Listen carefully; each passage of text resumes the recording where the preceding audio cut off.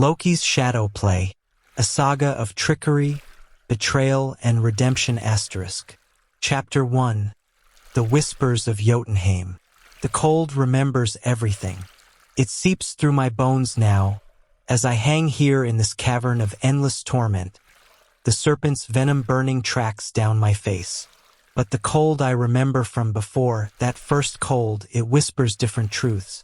Ice crystal memories that cut deeper than any blade. Fragments of a life I'm not supposed to remember. I was not always Loki Lysmith. I was not always the son of Odin. In the beginning, there was only the howling wind across the glaciers of Jotunheim, and a woman's voice singing lullabies that tasted of frost and blood.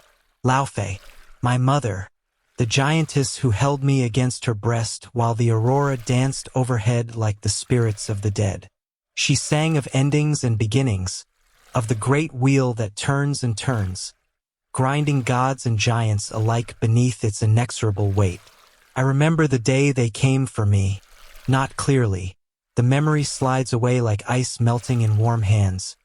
But I remember the terror in my mother's eyes, the way her massive form seemed to shrink as the golden light of Asgard's emissaries filled our cavern home. Odin stood there, one-eyed and terrible. His ravens perched on his shoulders like harbingers of doom. "The boy," he said, his voice echoing strangely in the ice-carved halls. As agreed. What agreement? What bargain had been struck with my life as currency? My mother's tears froze before they could fall, tiny diamonds of grief that shattered on the stone floor.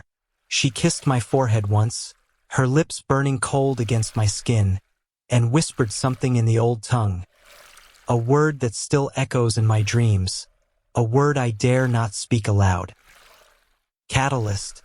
Then the golden light swallowed me, and I was no longer a child of giants.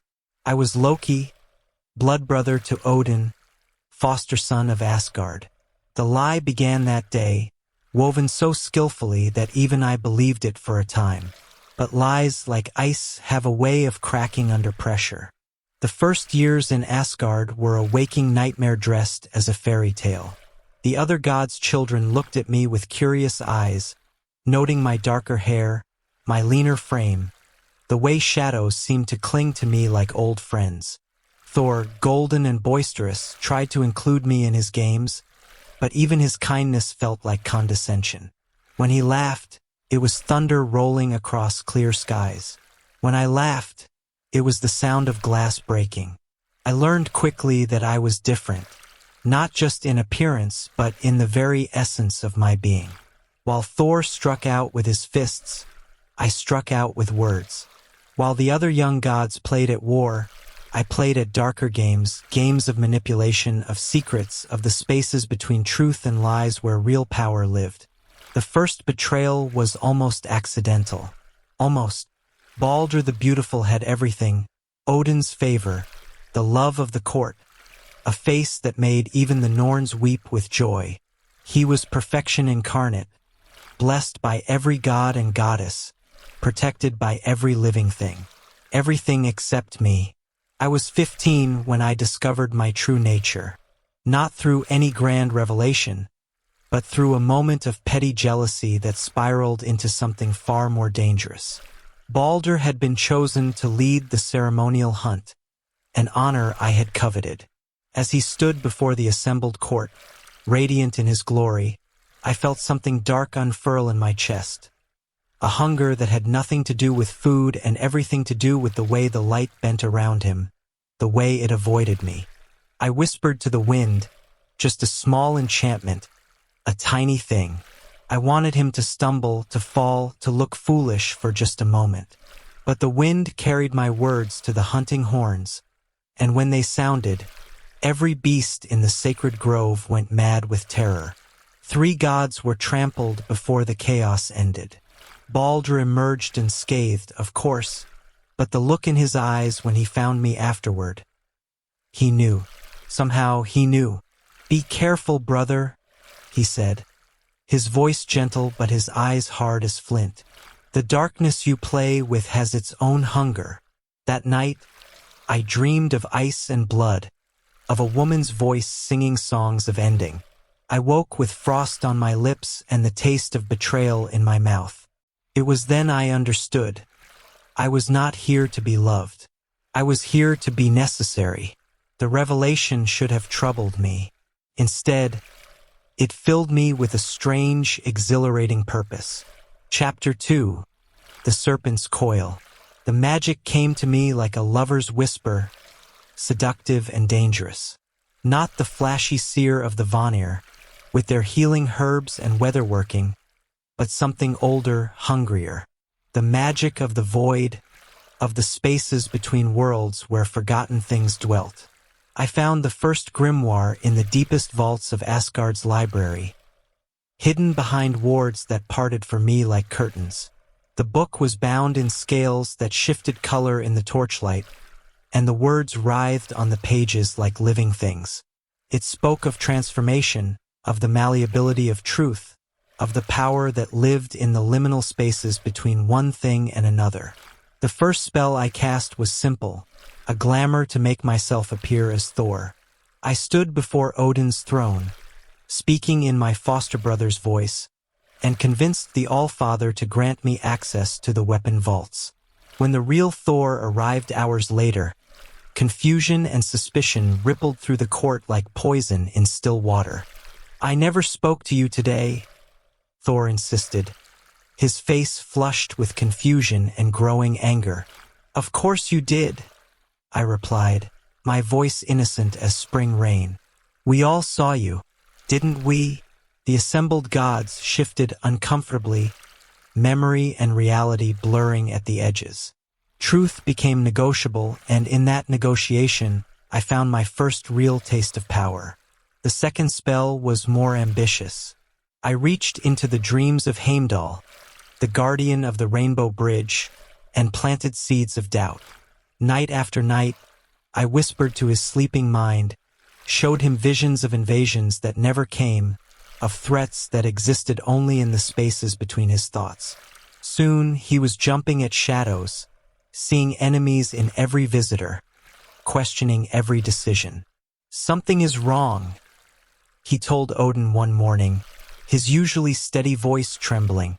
"The realms feel tainted, as if something is watching, waiting." He was right, of course. I was watching. I was waiting. But I was also learning that power, like venom, changed the one who wielded it. The spells grew easier, but my sleep grew troubled. I dreamed of serpents coiling around my throat, of my own voice speaking words I didn't remember saying, of a darkness that wore my face and laughed with my voice. The artifact called to me from the depths of Jotunheim. I felt its pull like a fisherman feels the tug on his line, insistent and impossible to ignore. It was hidden in the ruins of an ancient temple, buried beneath layers of ice and time. The moon's hard, the texts called it, a fragment of the primordial darkness that existed before the first dawn, before the gods carved order from chaos. I told myself I needed it for protection, for the power to defend myself against those who would see me destroyed.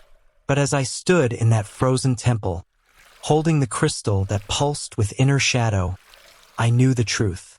I wanted it because it was mine. It recognized me, and I recognized it. Two pieces of the same fundamental wrongness, two aspects of the necessary darkness that existed in the spaces between light. The journey back to Asgard was a blur of snow and whispered incantations. The moon's hard sang to me in my mother's voice, filling my head with visions of what I could become. I saw myself as Odin's true equal, respected and feared, no longer the unwanted foster son, but the shadow prince who stood at the right hand of power. But the crystal's gift came with a price. The first time I used it, to turn the court against young Tyr during a dispute over honor, I felt something fundamental shift inside me. The magic was intoxicating, but it left me hollow, as if it had carved out pieces of my soul to fuel its working. I looked in the mirror afterward and saw my own face, but the eyes that stared back were strangers' eyes, darker and hungrier than they had been before. The betrayals came easier after that. I whispered poison into the ear of Frigg, turning her against her own handmaidens. I sowed discord between the light elves and the dark, watching with satisfaction as ancient alliances crumbled. I played the gods against each other like pieces on a game board, always careful to remain above suspicion, always ready with an innocent explanation or a redirect toward a more convenient target. But the magic was changing me in ways I hadn't anticipated. I began to see the world differently, to understand that the bright certainties of Asgard were built on foundations of shadow and compromise. Odin's wisdom came from a darkness he refused to acknowledge. Thor's strength was built on the bones of those too weak to resist. Even Baldur's perfect light cast shadows that grew longer and deeper with each passing day. I was becoming something new, something that existed in the spaces between hero and villain, between truth and lies. The gods still saw me as Loki the trickster, the mischievous foster son who played harmless pranks. They didn't understand that I was evolving, becoming something far more dangerous than a simple deceiver. I was becoming necessity incarnate. Chapter 3: The Death of Innocence. The vision came to me in the depths of winter, when the boundaries between worlds grow thin and the voice of prophecy speaks clearest. I saw Baldur in my dreams, not as he was but as he would be. A corpse beautiful even in death, his perfect features unmarked by violence. His golden hair spread across the funeral pyre like spilled sunlight. The sight should have horrified me. Instead, it filled me with a terrible anticipation. I woke with the taste of ash in my mouth and the certainty that I was meant to be the instrument of this fate. Not from malice, though malice certainly played its part, but from a deeper understanding of the cosmic order. Light needed shadow to define it. Life needed death to give it meaning. And perfection, most of all, needed to be shattered so that the world could continue its eternal dance of creation and destruction. The planning took months. I couldn't simply murder Baldur. His mother Frigg had extracted promises from every living thing not to harm him. Every plant, every animal, every element had sworn its oath. He was untouchable, invulnerable, a perfect being in an imperfect world. But perfection, I had learned, was its own weakness. I began with research, delving into the oldest texts, the most obscure prophecies. I learned that Frigg's protection had a single flaw.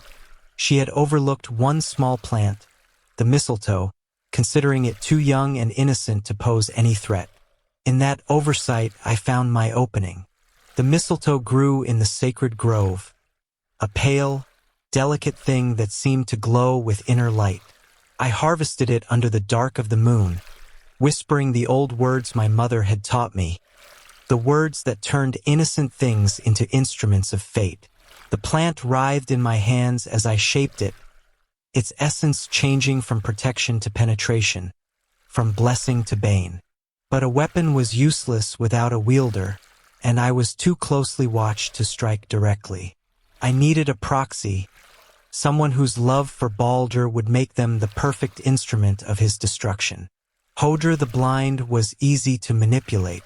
He stood at the edge of every gathering, listening to the laughter and celebration he could never fully join. His brother's perfection was a constant reminder of his own limitations, a bright light that made his darkness seem deeper by comparison. "They're playing the game again," I told him one evening, settling beside him as the gods amused themselves by hurling objects at the invulnerable Baldur. "Everyone's taking turns, throwing things at him. He just laughs and it bounces off." "I know," Hodr replied, his voice heavy with longing. "I can hear their joy, but what use am I? I cannot aim, cannot see the target." "I could guide you," I offered, my voice carefully casual. "My hand on your shoulder, my voice in your ear. You could participate, be part of the celebration." His face lit up with desperate hope.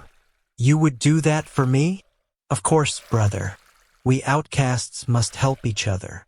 I placed the mistletoe dart in his hand, feeling the weapon's hunger resonate with my own. His fingers closed around it, and for a moment, I saw something flicker in his sightless eyes, a shadow of recognition, of understanding. But the moment passed, and he smiled with gratitude. "What is it?" he asked. "Just a small branch," I lied. "Something soft, something that won't even mark his skin." The throw was perfect. My hand guided his, my will channeled through his arm, and the mistletoe dart flew true. It struck Baldur in the chest, just above his heart, and for a moment, the world held its breath.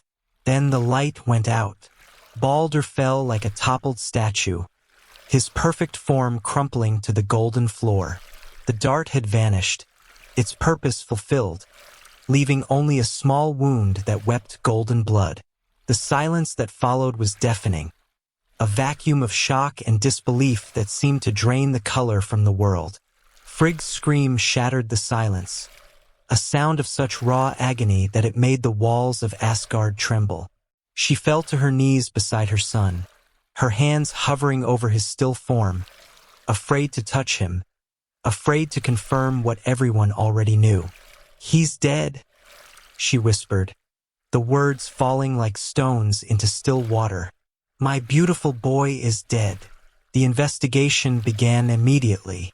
Odin's ravens scoured the 9 realms for answers, but I had been careful, methodical.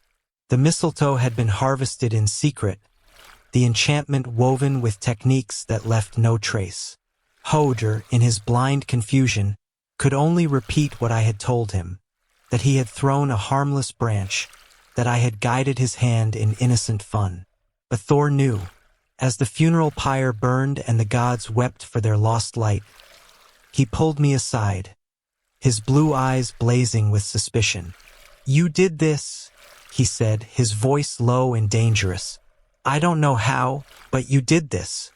"I guided Hoder's hand," I replied, meeting his gaze steadily, "as I said I would. We all saw it was an accident." "Accident." Thor's hand moved to his hammer. "My brother is dead, and you call it an accident? Your brother was always going to die," I said, and for the first time, I allowed my true nature to show in my voice. "The prophecies are clear. The twilight comes for us all, Thor. I didn't create fate. I simply helped it along." He struck me then, his fist connecting with my jaw with enough force to shatter stone. I let him, tasting blood and satisfaction in equal measure. The pain was nothing compared to the exquisite knowledge that I had done what needed to be done, that I had pushed the first domino in a chain that would ultimately reshape the cosmos. "You're not my brother," Thor said, his voice breaking. "You never were." He was right, of course. I wasn't his brother. I wasn't anyone's brother. I was something else entirely, a force of nature wrapped in flesh and given a name. The chaos that lives in the heart of order, the darkness that defines the light. The binding came 3 days later. They hunted me through the 9 realms like a rabid wolf, their righteous fury driving them to feats of endurance and cunning that would have impressed me under other circumstances. But I didn't run to escape. I ran to lead them to the right place, to the cavern where the Norns had woven the threads of my fate long before I was born. The chains were forged from the sinews of Fenrir, my own son, and they burned like ice against my skin. But it was the serpent that truly broke me, ancient and venomous, suspended above my bound form so that its poison would drip eternally onto my face. The first drop was agony beyond description, a fire that burned through flesh and bone and soul. But Sijin came, my wife, my constant, my anchor in the storm of my own making. She held a bowl above my face, catching the venom drop by drop, shielding me from the worst of the torment. When the bowl filled, she had to turn away to empty it, and in those moments, the poison fell freely, and I writhed in anguish so profound that it made the mountains shake. "Why?" I gasped during one of her brief respites. "Why do you stay?" She looked down at me with eyes full of sorrow and love and understanding. "Because someone must witness," she said simply. "Someone must remember that you were more than the sum of your betrayals." And in that moment, as the serpent's venom burned new channels of pain across my face, I understood what I had become. Not a villain, not a hero, but something far more complex. A necessary evil, a catalyst for change, a shadow that gave meaning to the light. The good ending, I realized, was not redemption. It was acceptance. Chapter 4. The Long Sleep and the Whispers of Ragnarok. Time moves differently when you're suspended between agony and oblivion. Minutes stretch into hours, hours into years, and years into epochs of suffering that reshape the very foundations of your being. I have been here so long that I've forgotten the taste of food, the feel of sunlight, the sound of laughter that isn't edged with madness. But I remember everything else. Every slight, every betrayal, every moment of joy I've stolen from the gods of Asgard. The memories play out before me like a performance, and I am both actor and audience, trapped in an endless cycle of regret and justification. The venom has changed me, not just physically, though my flesh bears the permanent scars of its burning touch, but fundamentally. Each drop that falls despite Saijon's vigilance rewrites a small piece of my essence, stripping away the pretenses and leaving only the raw truth of what I am. I am the shadow at the heart of light. I am the doubt that questions certainty. I am the chaos that prevents stagnation. The visions began in the 3rd year of my binding, or perhaps the 30th. Time has no meaning here. At first, I thought they were hallucinations, products of my tortured mind seeking escape from the endless pain.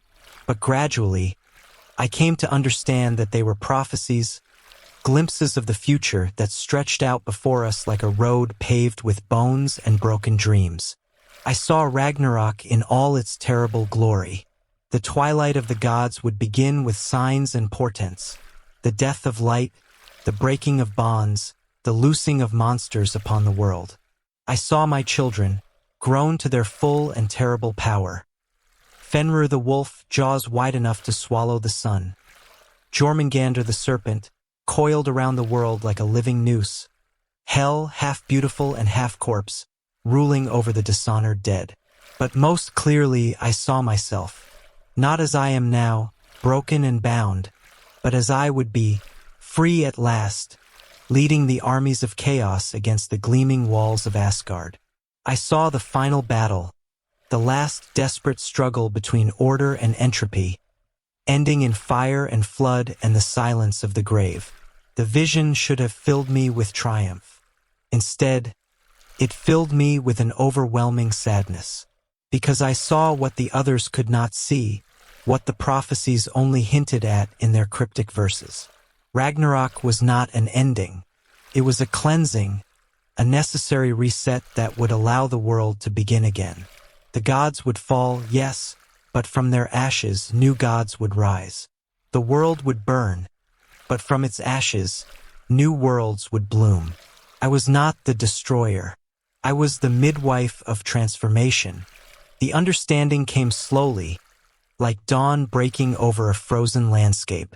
All of my betrayals, all of my schemes, all of the pain I had inflicted and endured, it was all part of a greater pattern, a cosmic dance that had been choreographed before the first star was born. I was not acting from malice or madness. I was fulfilling my purpose, playing my part in the eternal cycle of death and rebirth. And with that understanding came something unexpected. Peace. Not the peace of forgiveness or redemption. I would never be forgiven for what I had done, and I would never seek redemption for choices I would make again. But the peace of acceptance, of knowing that my suffering had meaning, that my darkness served a purpose greater than myself. Saijon noticed the change in me. During one of her brief respites, as she emptied the bowl of venom and prepared to return to her vigil, she paused and looked at me with new eyes. "You're different," she said softly. "The rage is gone. Not gone, I corrected, my voice hoarse from screaming. Transformed. I understand now why this had to happen. Why I had to become what I am. She knelt beside me, her hand hovering over my scarred face as if she wanted to touch it but didn't dare. And what are you, my love? I smiled, and for the first time in decades, it wasn't an expression of mockery or malice. It was genuine, if tinged with an infinite sadness. I am the ending that makes new beginnings possible. I am the winter that ensures spring. I am the darkness that gives light its meaning. Will you ever forgive them? She asked. For what they did to you? Forgiveness is for equals, I replied. They did what they had to do, just as I did what I had to do. We are all servants of fate, Saijin. The only difference is that some of us know it. She wept then, tears falling like rain on my poisoned flesh. But they were not tears of sorrow. They were tears of release, of understanding, of a burden finally lifted from shoulders that had carried it too long. The bonds that held me were beginning to weaken, not through any effort of my own. I had long since stopped struggling against them, but through the simple passage of time and the gradual erosion of the magic that sustained them. The Norns had woven my fate with threads of specific length, and those threads were beginning to fray. When I finally broke free, it would not be through rage or vengeance. It would be through acceptance, through the understanding that my time of binding was ending just as surely as my time of freedom had ended. The wheel was turning, and I was ready to take my place upon it once more. But this time, I would not be driven by hurt or anger or the desperate need for acceptance. I would be driven by purpose, by the knowledge that I was exactly where I needed to be, doing exactly what I needed to do. The good ending, I realized, was not about changing who I was. It was about embracing who I was meant to be. Chapter 5, The Shadow's Purpose. The bonds snapped on a Tuesday. I know it was Tuesday because Saijin had been humming an old song. One she used to sing on the second day of the week when we were first married and the world was young and full of possibilities. The melody drifted through the cavern like a memory of better times, and as the last note faded, I felt the chains that had held me for so long simply release. I didn't move immediately. After centuries of forced stillness, the concept of freedom felt alien, almost frightening. I lay there, feeling the absence of constraint like a phantom limb, while the serpent continued its eternal drip of venom onto my face.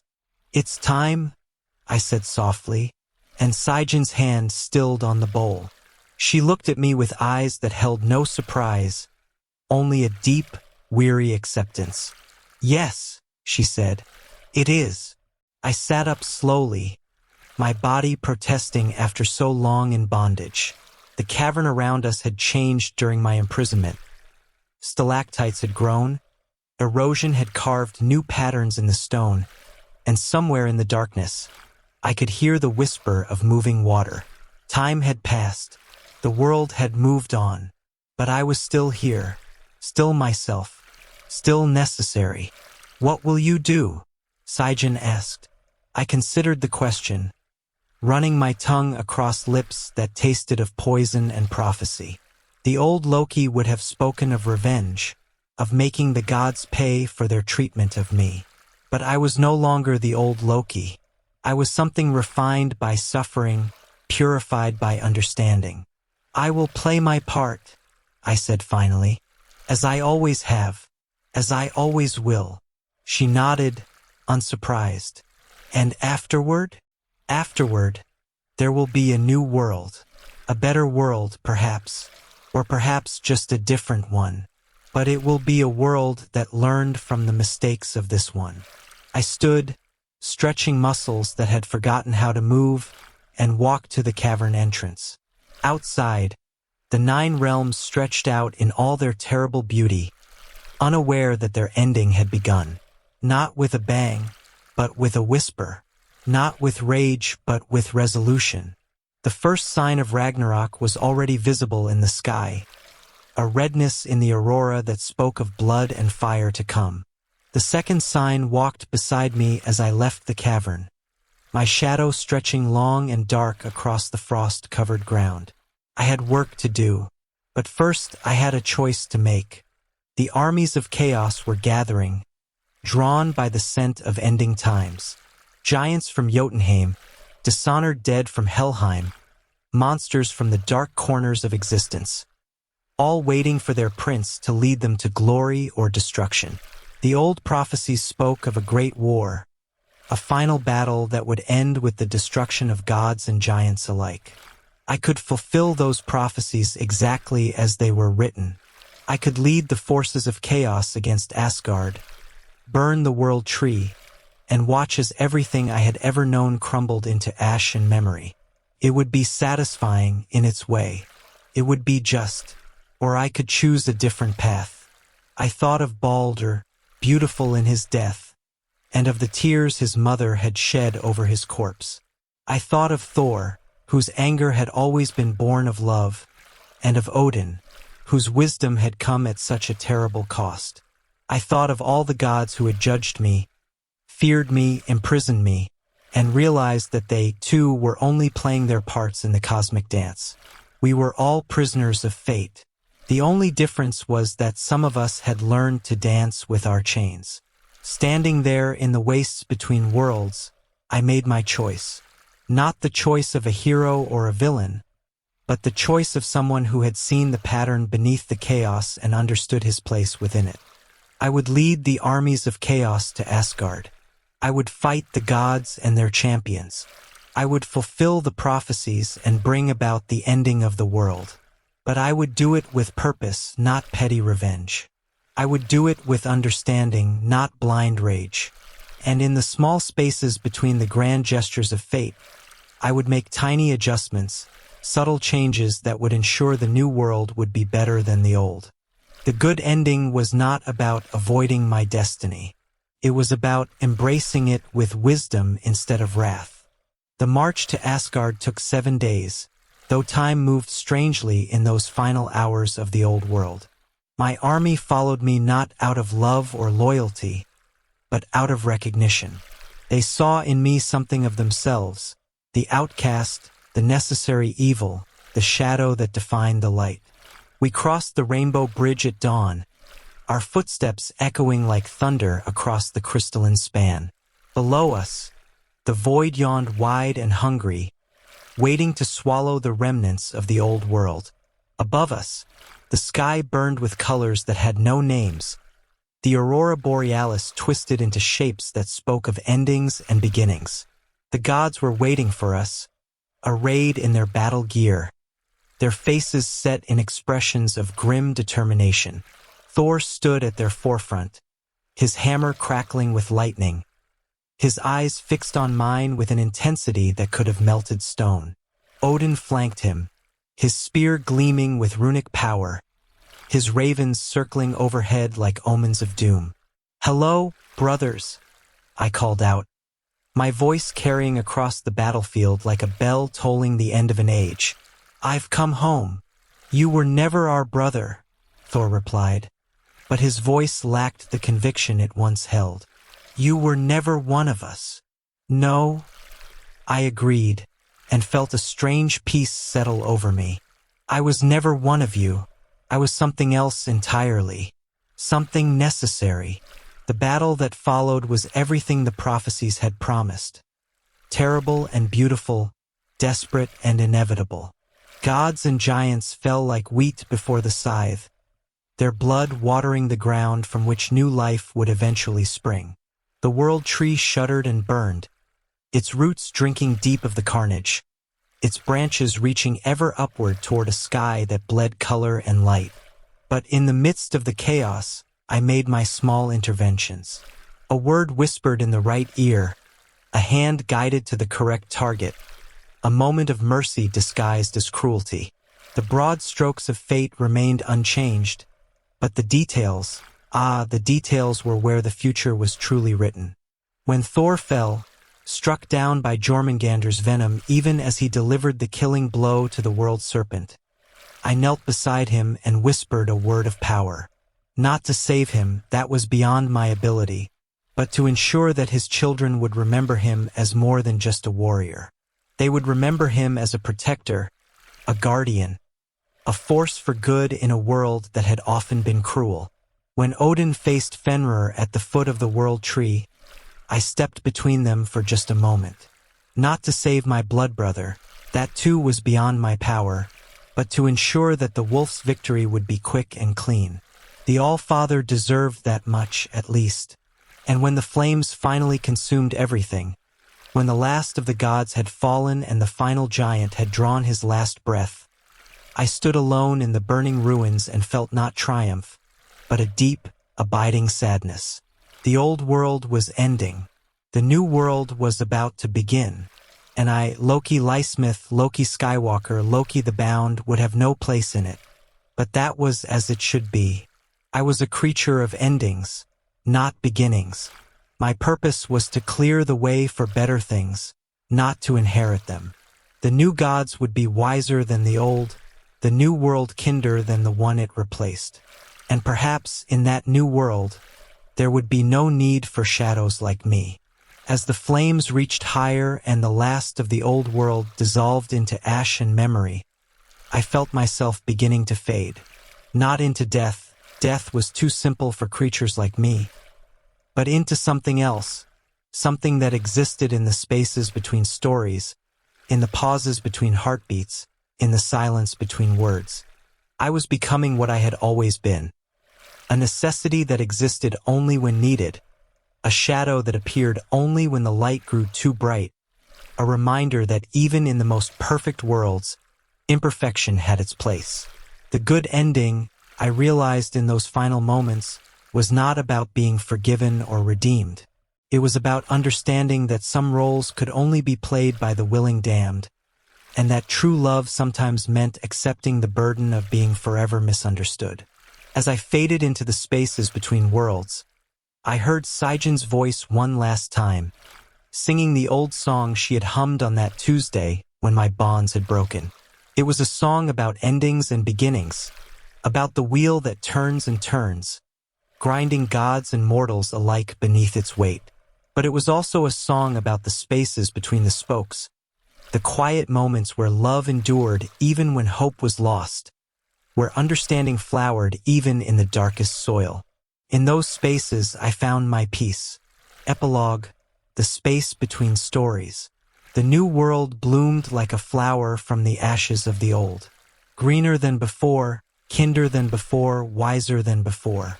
The new gods walked among their people instead of ruling from golden thrones, and the new heroes understood that strength without compassion was just another form of weakness. Sometimes, in the quiet moments between day and night, when the light was uncertain and shadows grew long, the people of the new world would tell stories of the old. They spoke of Thor's courage and Odin's wisdom, of Baldr's beauty and Frigg's love. They remembered the gods not as perfect beings, but as flawed creatures who had tried their best in an imperfect world. And sometimes, when the stories grew too bright, too clean, too simple, a shadow would fall across the telling. A reminder that even heroes cast shadows, that even the most noble deeds were built upon a foundation of necessary darkness. In those moments, if you listened carefully, you might hear the whisper of laughter that sounded like glass breaking, the echo of a voice that spoke in riddles and half-truths, the faint melody of a song about endings and beginnings. But you would never see the source of these sounds, because some stories are too dark for the light of day, and some truths are too sharp for comfortable telling. In the spaces between stories, in the pauses between heartbeats, in the silence between words, Loki waits. Not for redemption or revenge, but for the moment when the world grows too perfect, too certain, too sure of itself. Because in the end, every light needs its shadow, and every story needs its necessary darkness. The good ending is not about being the hero. Sometimes the good ending is about being the villain the world needs. And in that truth, there is a kind of peace. Loki's shadow play, continuation. Chapter 6. the watchers in the void. And in that truth there is a kind of peace. But peace, I have learned, is not the same as rest. The space between stories is not empty.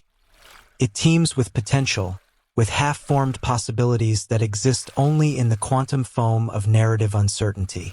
I drift through these spaces like a ghost of intention, watching as the new world takes shape, as the new gods learn to walk without stumbling, as the new heroes discover that courage is not the absence of fear, but the decision to act despite it. There are others here with me in the void between tellings, fragments of the old world, echoes of stories that were never quite finished. I see the shade of Balder sometimes, not the perfect god he was in life, but the complex being he might have become if he had lived long enough to disappoint someone, to fail at something important, to learn that perfection is its own prison. You were right, he tells me during one of our encounters in the gray spaces. I was too bright, too simple. The world needed more than just my light. The world needed your light, I correct him. But it also needed your shadow. Light without shadow is just blindness by another name. He nods, understanding at last what I had tried to teach him through destruction. And shadow without light is just another kind of darkness. Yes, I agree. Balance. That's what the old world lacked. That's what the new world learned. We walked together for a while through the spaces between seconds, watching the new world through the gaps in reality. There are no temples to us here, no statues or songs. We are the forgotten gods, the necessary evils, the prices that were paid for progress. And that, I think, is exactly as it should be. The new Thor, not my foster brother, but his spiritual successor, faces his first real test in the 3rd year of the new world. A great serpent rises from the sea, not world-ending like Jormungandr, but large enough to threaten the coastal settlements. The new Thor is strong, but he lacks the easy confidence of his predecessor. He hesitates, doubts himself, fears that his strength might cause more harm than good. I watch from the spaces between moments as he stands on the shore, hammer in hand, paralyzed by the weight of responsibility. The old Thor would have charged in without thinking, trusting in his power and his righteousness. But the new Thor has learned from the old stories, has heard the whispers of what happens when gods act without wisdom. In the pause between heartbeats, I make my choice. I whisper to the wind, not magic but memory, not power but perspective. I remind him of a story, not the story of Thor's great victories, but the story of Thor's great failure, the time he struck too quickly and innocent blood was spilled. I remind him that wisdom is not the enemy of action, that thinking before striking is not cowardice but courage. The new Thor's grip tightens on his hammer, and I see understanding dawn in his eyes. He sees the pattern now, the path between reckless action and paralyzing inaction. He charges the serpent, but with controlled fury, with purposeful violence. He saves the settlements, but more importantly, he saves himself from becoming the kind of god who acts without thinking. The serpent dies, but its death serves a purpose. The new Thor learns that even monsters can be teachers, that even necessary violence can be performed with compassion. He grows stronger, not just in body but in spirit, and the new world grows stronger with him. From the spaces between stories, I smile. It is a small intervention, a tiny adjustment to the great wheel of fate. But it is enough. Chapter 7. The Garden of Forgotten Dreams. Time moves differently in the void between narratives.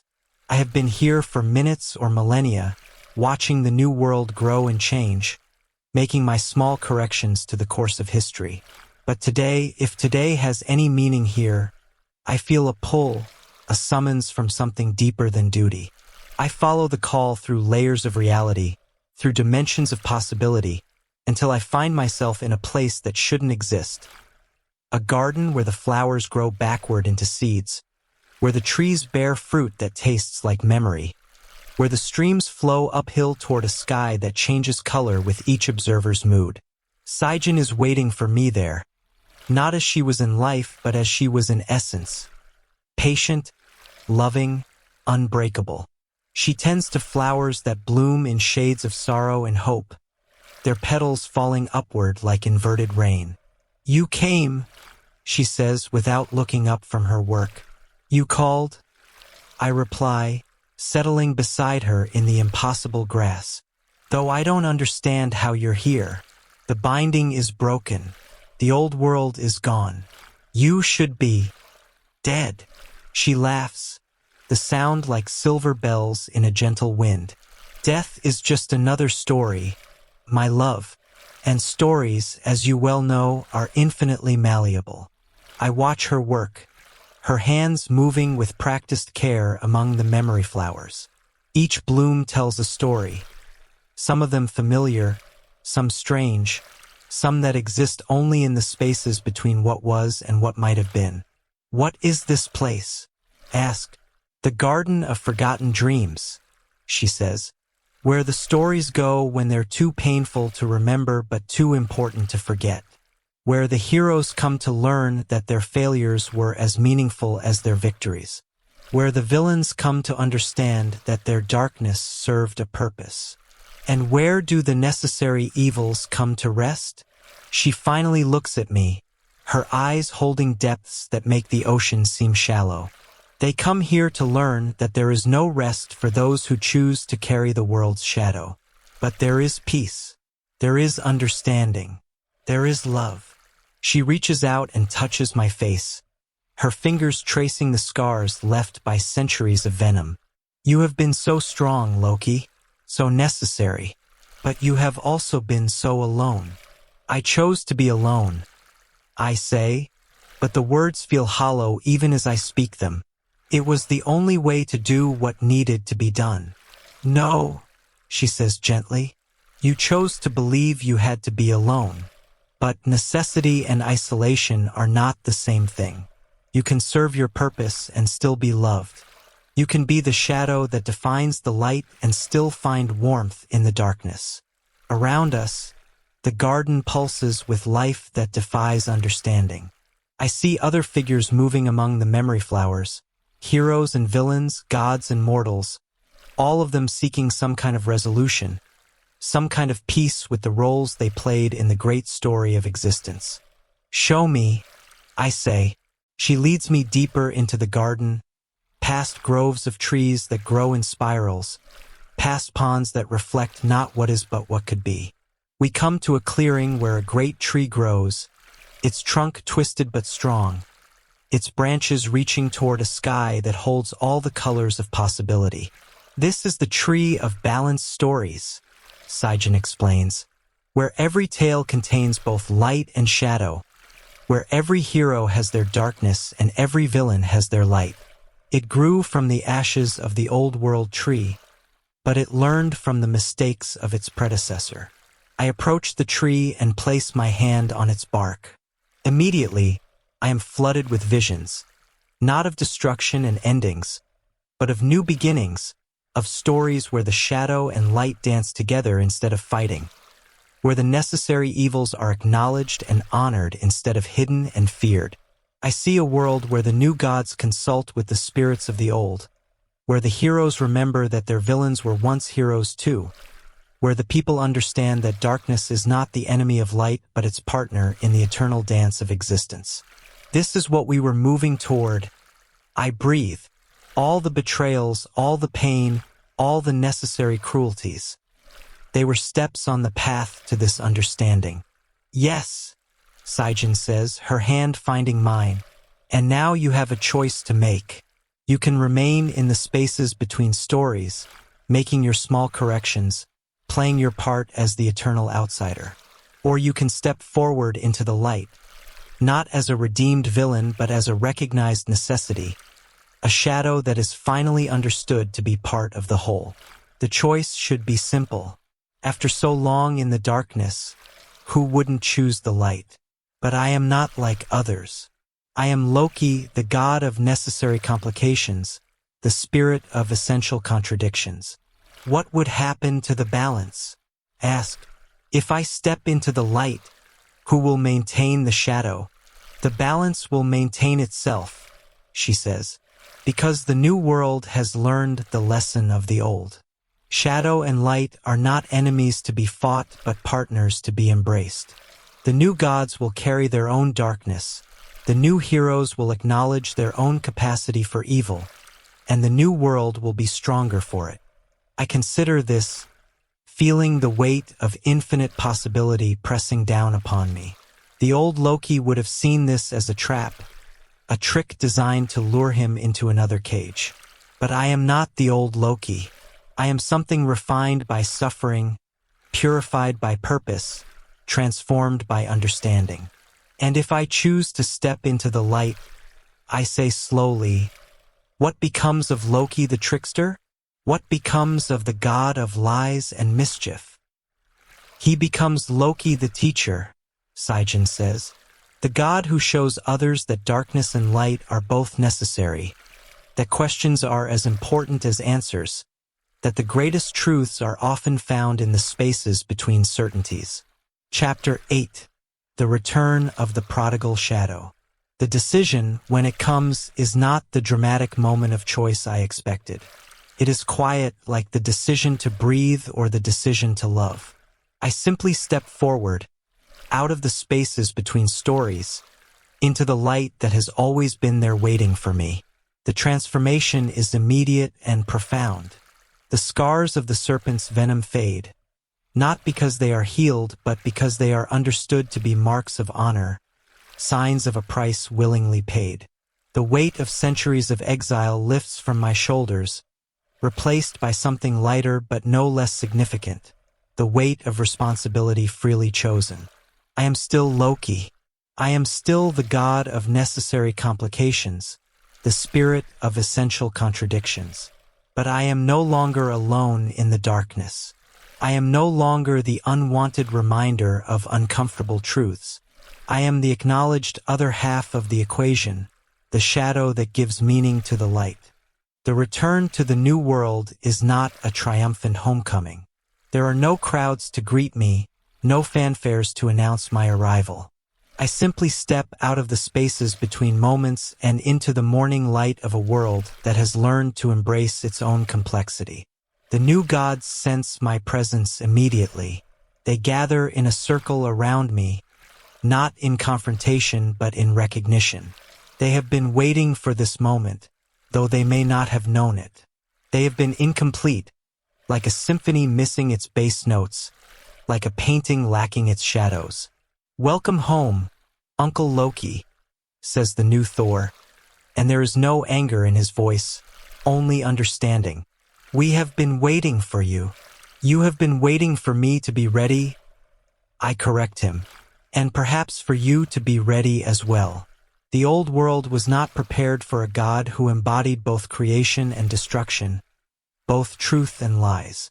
But this world understands that complexity is not weakness, says the new Odin, a goddess this time, her single eye gleaming with wisdom hard-won. That questions are as sacred as answers, that the trickster is as necessary as the hero. I nod, feeling something settle into place that has been askew for longer than I can remember. I have stories to tell, I say. Dark stories, difficult stories, stories that will make you uncomfortable and force you to question everything you think you know. Are you ready to hear them? We are ready, they say in unison, and I believe them. This is what the old world lacked, the willingness to sit with discomfort, to learn from the darkness, to find wisdom in the spaces between certainties. Chapter 9, The Teaching of Shadows. The first story I tell them is the story of Balder, but not as the old world remembered it. I tell them of a god so perfect that he became a prison for his own spirit, so beautiful that he lost touch with the rough truths of existence. I tell them how his death was not a tragedy but a necessary sacrifice, how his perfection had to be shattered so that the world could learn to embrace its own imperfections. But he was innocent, says the new Frigg, tears in her eyes. He had done nothing wrong. Innocence is not the same as goodness, I reply gently. And sometimes the innocent must suffer so that the guilty can learn. It is a hard truth, but it is truth nonetheless. I tell them of my children, Fenrir, Jormungandr, and Hel, and how they were condemned not for what they had done but for what they might do. I tell them how fear of the future created the very future it sought to prevent, how the gods' attempts to chain fate only ensured that fate would break free with greater violence. What should we have done? Asks the new Tyr. How do you fight a prophecy without fulfilling it? You embrace it, I say. You recognize that prophecy is not a curse but a warning, not a fate but a choice. You ask not how to avoid the future but how to shape it, how to meet it with wisdom instead of fear. I tell them of the binding, of the centuries of torment, of the slow realization that suffering without purpose is meaningless but suffering with purpose is transformation. I tell them how the venom changed me, how the isolation refined me, how the pain taught me to separate what was necessary from what was merely cruel. And now? Asks the new Baldur. Not the old god reborn but a new spirit that has learned to carry light and shadow in equal measure. What is your purpose now? To teach, I say, to remind, to ensure that the new world does not forget the lessons of the old. To be the voice that asks uncomfortable questions, the shadow that gives meaning to the light. And so I take my place in the new world, not as a redeemed villain but as a recognized necessity. I am the god who speaks the truths that others fear to voice, who asks the questions that others fear to ask. I am the teacher who shows heroes that their capacity for darkness is not a flaw to be hidden but a strength to be acknowledged. The children of the new world grow up with my stories, learning that the universe is not a simple place of good and evil but a complex tapestry of necessary contradictions. They learn that the hero and the villain are often the same person at different points in their journey, that the greatest truths are found in the spaces between certainties. And in the evenings, when the sun sets and the shadows grow long, I walk with Sijin through the gardens of the new world, watching the flowers bloom in shades of complexity, listening to the wind sing songs of balance and understanding. Do you regret it? She asks me one evening as we watch the aurora dance across the sky in colors that speak of new beginnings. The pain, the isolation, the price you paid? I consider the question, feeling the weight of all the choices I have made, all the necessary cruelties I have performed, all the love I have given and received. I regret the pain I caused. I say finally, but I do not regret the purpose it served. I regret the isolation, but I do not regret the understanding it brought. I regret the price, but I do not regret the payment. And if you had to do it again? I smile, and it is neither the smile of the hero nor the smile of the villain, but something more complex, more honest. I would do it again, I say, because someone must, because the world needs its shadows as much as its light, because the greatest love is sometimes the willingness to be misunderstood for the sake of something greater than yourself. She takes my hand, and we walk together through the new world, two shadows moving in harmony with the light, two necessary parts of a greater whole.